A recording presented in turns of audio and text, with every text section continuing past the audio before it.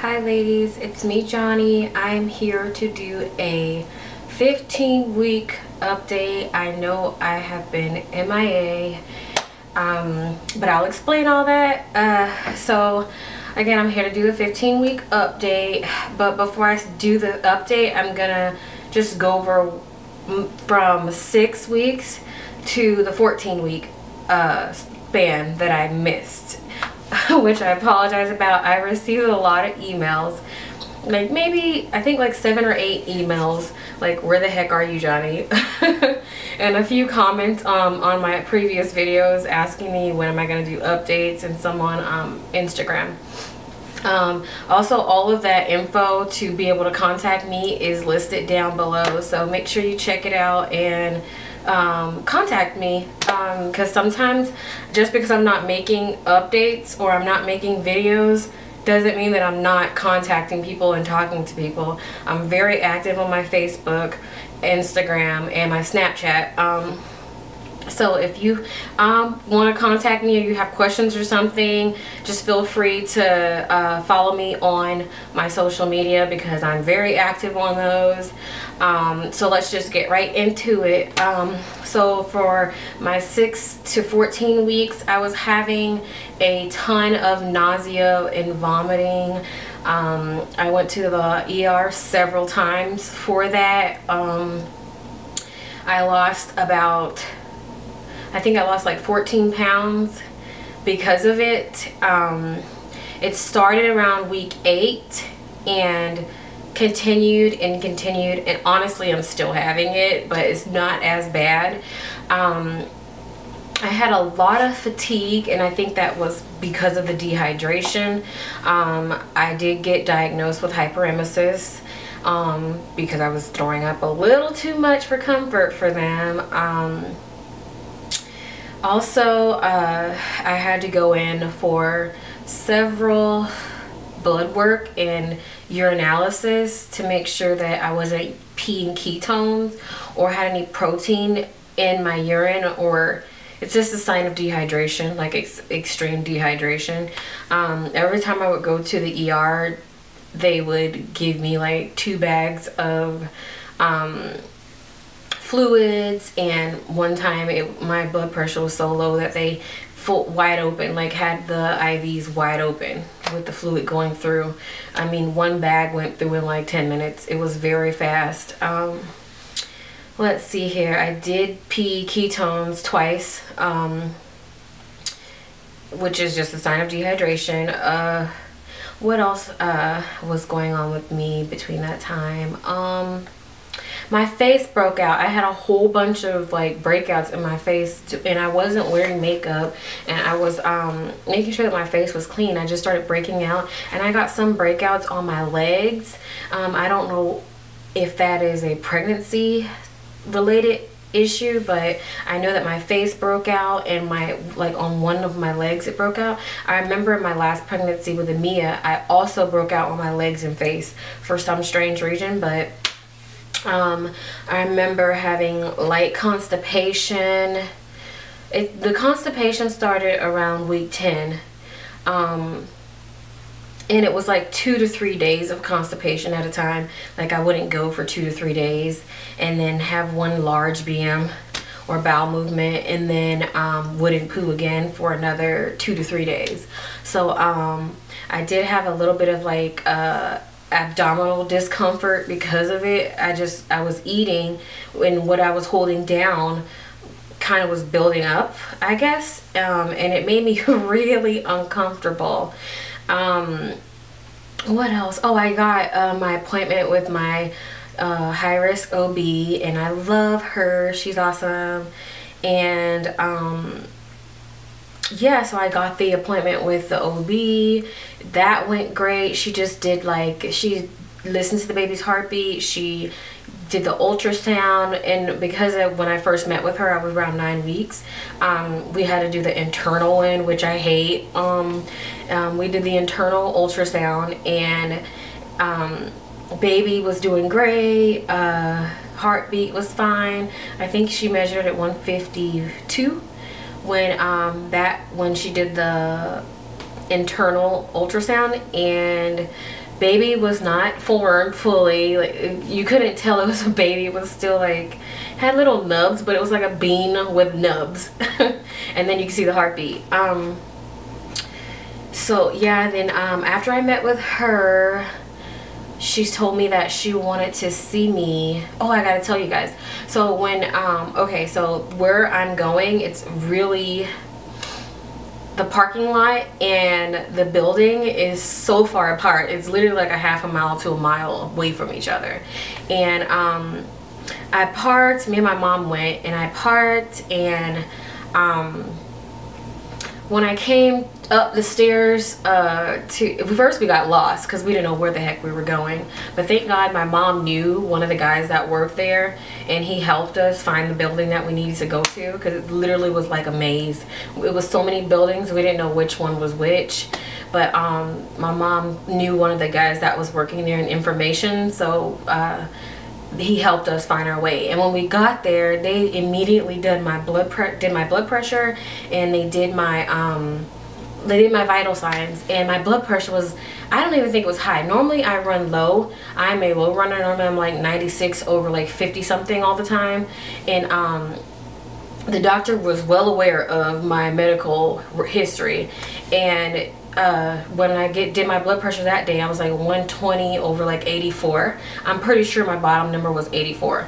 And she got so worried. She was like, this is really high for you. You should be a lot lower than this. I'm gonna send you down to labs and order some blood tests done for you. And I don't want you to have preeclampsia, and you could be high risk preeclampsia. She's really like on me about everything.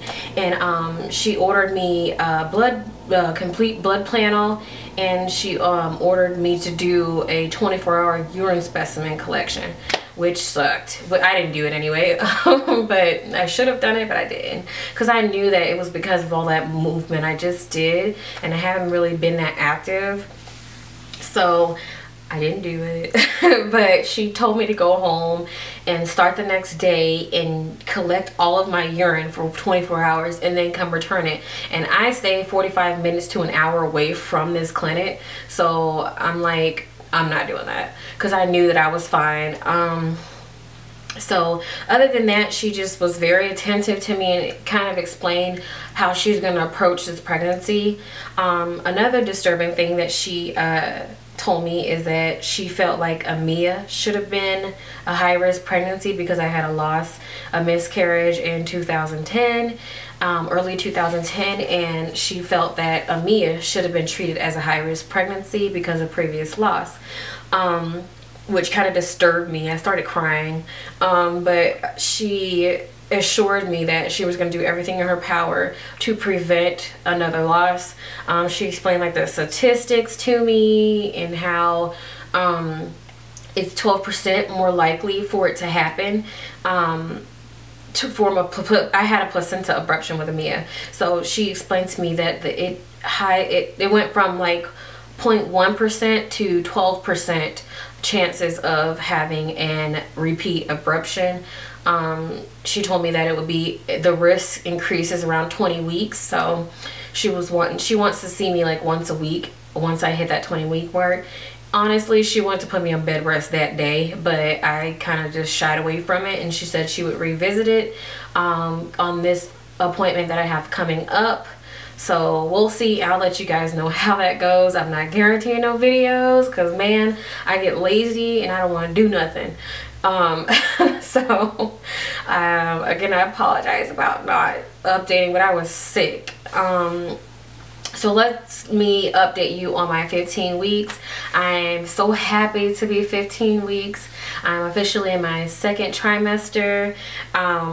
So what are my symptoms? I'm having, sorry if the lighting starts to change, because I'm using natural lighting and I'm just using my windows. So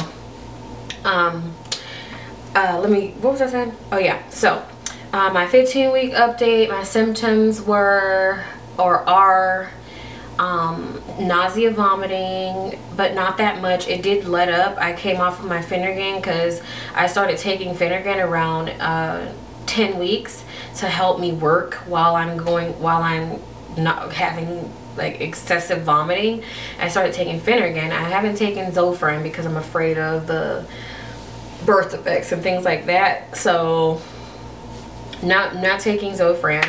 I was taking Finnegan for about 4 weeks, and I quit taking Finnegan because I just didn't want to take it anymore, to see if maybe the nausea vomiting let up. So it did let up. I am still vomiting maybe once a day, or when I eat something that my stomach doesn't agree with, I'll end up throwing it up. I'm taking an approach like, okay, eat what you want, and if it comes up, it comes up. Hopefully some stays down. I know that sounds bad, but that's my approach on the nausea vomiting. But it did let up, so I may be throwing up just whenever I eat something bad, or when I'm just sick, like I have sick to my stomach. I've been having that, like right now I'm sick to my stomach, but I don't feel like I'm gonna throw up. I just feel like a stomach ache. I'm having a lot of round ligament pain, which is just your stomach growing. I'm having a lot of pain in my tendon or my ligaments that connect to my uterus. It hurts, but I'm not taking anything for that either.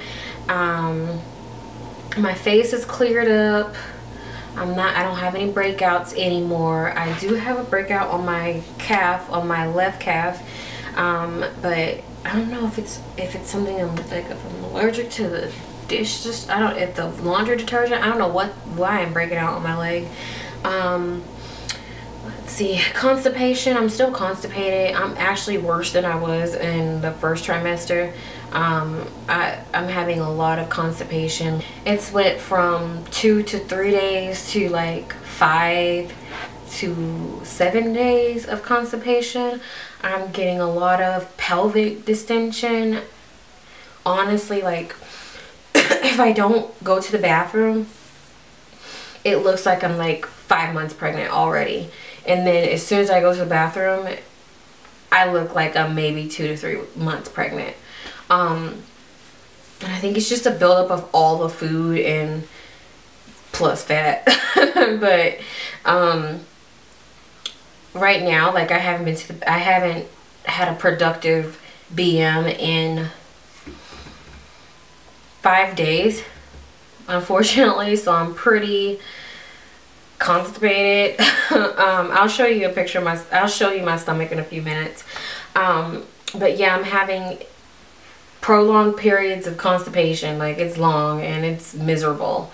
I'm still fatigued. I've managed to get up and record this video and put some makeup on my face, because honestly I haven't been doing nothing. I started going back to the hair salon because I was too lazy to do my own hair. So yeah. The medications I'm taking is when I have to go to work, I take Unisom the night before, so that because I work really early morning, 6 o'clock in the morning. So I have to get up at 5, so I take Unisom. I am not sleeping that well without the Unisom, or just in general I'm not sleeping well. I'm starting to be really uncomfortable while sleeping, and you'll see in a few minutes why. But I'm taking Unisom. I stopped taking the Finnegan, and I'm taking folic acid only as instructed by my doctor, because the prenatal pills were making me extremely sick. So she told me to just discontinue taking the prenatals and just take my folic acid until I'm able to sneak in a prenatal, which she said she'll probably just start me back on them in the 3rd trimester.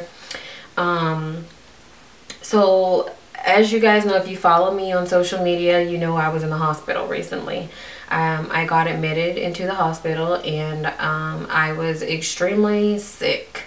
It was possibly appendicitis, and they did an MRI and they did a uterus or ultrasound, not for baby, which baby was fine. Baby's moving, and we possibly know what the baby is, but she said it was a little too soon to tell. they suspected that I had appendicitis because of the location, and I was having frequent cramps like every 5 minutes, and they only lasted like 2 to 3 seconds. But they were bad. Excuse me. They were really bad cramps, and they just were consistent from about 3 o'clock in the morning all the way. I went to work. Like, I had to go from work to the ER because it was that bad. And I called my doctor, and she told me don't call. Well, she told me this when she first met me. Don't call, just come straight in. And she instructed me to come in, so I went in. They did the ultrasound first to make sure baby was fine. Baby's fine.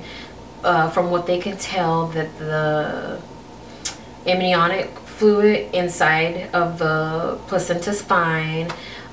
Baby was fine. Everything surrounding baby was fine. So they started to look for other causes of it, and they noticed where the pain was is where my appendix is supposed to be. But they were unable to see it on the ultrasound, because when you're pregnant, everything's like mushes up and changes and goes up into your chest area, your chest cavity. So they couldn't find it on ultrasound, but they suspected it, so they had me admitted and had the surgery team called down to observe me and watch me. And they suspected that it was about a 1% chance that I had appendicitis. So I stayed in the hospital. They monitored me and baby, and then they sent me home and told me to come back if my condition gets worse. So that was my hospital stay and my 15-week update. I know this is going to be so long because I had so much information to fit in this one video. I apologize again. I feel so bad for literally dropping off the face of the earth. Oh, I want to say thank you to all of my new subscribers. Hello. I just noticed it recently that I'm getting a lot more subscribers. I think like 100 in 1 month, which is really good. Welcome and comment, share my videos, like them. I mean, just talk to me in general. I like to talk to who subscribe to me, and I also like to return the favor, especially if you're on a pregnancy after infant loss journey, or you're on a pregnancy journey in general. I like to watch videos because I'm pretty much in bed all day. So just let me know, and you may have to email me your username because I have a block where you cannot comment and place your video information underneath my comments. I mean, in my comments. So yeah, follow me on Facebook. I also am very active on there, so that's the best way to contact me, honestly, which is the link is below. So yeah, I will be doing a giveaway once I get to 1,000 subscribers, which I got so much goodies, and I'm probably gonna pick like 3 people because I got a lot. I like accumulated a whole bunch of trinkets for 3 people. So once I get to 1,000 subscribers, I will be doing a giveaway. And yeah, just to say thanks for subscribing and watching my videos. Also, I had something to say. Oh, congratulations to everyone who's gotten BFPs. I think I comment on everybody's videos that got BFPs. But congratulations again, and everyone who's still trying, keep up the good fight. Try to stay positive. Honestly, like I said in my last video, it's when you least expect it, it's going to happen. Yeah, so thanks for watching, and I'm going to try my best to do a 16-week update. Okay. So I will see you guys later. Again, thanks for watching. Bye. I have to show you guys my belly. Okay, so this is 3 days or 4 days into constipation, so it may be a little deceiving, and I do have belly fat from my last pregnancy that I haven't lost. So this is my stomach from the front. Okay, this is my stomach from the side. Okay, other side.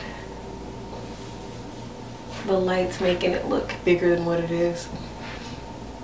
Okay.